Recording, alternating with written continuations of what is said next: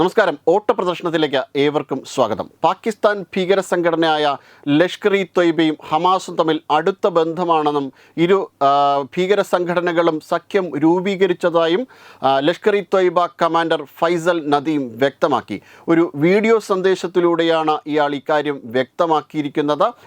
പാകിസ്ഥാൻ ഭീകര സംഘടനയായ ലഷ്കർ-ഇ തൊയ്ബയ്ക്ക് വലിയ പിന്തുണയാണ് ഹമാസ് ഓഫർ ചെയ്തിരിക്കുന്നതെന്നും ഇയാൾ പറഞ്ഞു. കഴിഞ്ഞ വർഷം ഖത്തറിലെ ദോഹയിൽ വെച്ചാണ് ഹമാസിൻ്റെ ഉന്നത നേതാക്കളുമായി കൂടിക്കാഴ്ച നടത്തിയത്.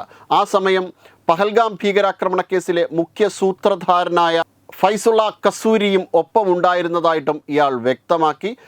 പാകിസ്ഥാനിൽ ലഷ്കർ-ഇ തൊയ്ബയും ഹമാസും യോജിച്ചായിരിക്കും ഇനി പ്രവർത്തിക്കുക എന്നതാണ് ഇപ്പോൾ അന്താരാഷ്ട്ര വേദികളിൽ വലിയ ചർച്ചയ്ക്ക് വിധേയമാകുന്നുണ്ട് ഈ വിഷയം.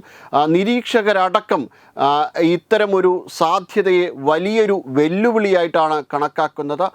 അമേരിക്കയ്ക്ക് ഈ ഇരു ഭീകര സംഘടനകളും തമ്മിലുള്ള ഐക്യം വലിയ രീതിയിലുള്ള പ്രശ്നങ്ങൾ ഉണ്ടാക്കിയിരിക്കുകയാണ്. അതായത് പാലസ്തീനിൽ അമേരിക്കയുടെ സമാധാന ശ്രമങ്ങൾക്ക് ഒരു കനത്ത വെല്ലുവിളി തന്നെയാണ് ഇപ്പോൾ ഹമാസും ലഷ്കർ-ഇ തൊയ്ബയുമായിട്ടുള്ള ബന്ധം. അതായത് പാലസ്തീനിൽ നടത്തുന്ന സമാധാനത്തിന് വേണ്ടി രൂപീകരിച്ചിട്ടുള്ള പീസ് ബോർഡിൽ പാകിസ്ഥാനും അംഗമാണ്.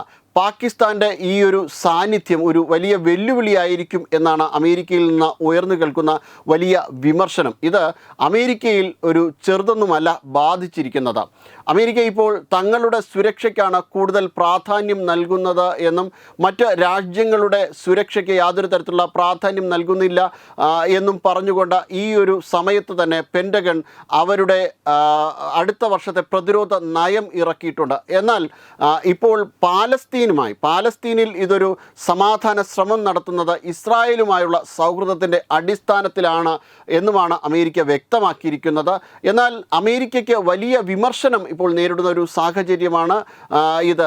ട്രംപ് തൻ്റെ വ്യക്തിപരമായ നേട്ടത്തിനും അമേരിക്കയുടെ നേട്ടത്തിനും വേണ്ടിയിട്ട് മാത്രമേ ശ്രമിക്കുന്നുള്ളൂ എന്നും അത് മറ്റു രാജ്യങ്ങളെ എത്ര തന്നെ ദുഃഖത്തിലും ദുരിതത്തിലും ആഴ്ത്തിയാലും ഈ ഒരു സമീപനം ട്രംപ് സ്വീകരിക്കുന്നതിന് വലിയ രീതിയിലുള്ള വിമർശനത്തോടെയാണ് ലോകം കാണുന്നത്. എന്തായാലും ഇത് സമീപകാലങ്ങളിൽ വലിയ രീതിയിലുള്ള പ്രശ്നം ഉണ്ടാക്കുക തന്നെ ചെയ്യും.